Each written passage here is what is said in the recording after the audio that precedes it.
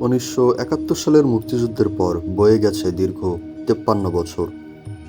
বাংলাদেশ এখন অর্থনৈতিক, রাজনৈতিক ও তথ্য প্রযুক্তিতে অনেকটাই এগিয়ে। কিন্তু এত কিছু হওয়ার পরেও বাংলাদেশ একটি জায়গায় পিছিয়ে আছে। বাংলাদেশে 2019 সালে বায়ু দূষণ সহ 4 ধরনের পরিবেশ দূষণে 2,72,000-এর বেশি মানুষের অকাল মৃত্যু হয়েছে।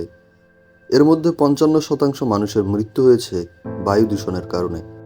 সাম্প্রতিক বছরগুলোয় বিশ্বে সবচেয়ে বেশি দূষিত শহরের তালিকায় ওপরের দিকে থাকছে ঢাকা।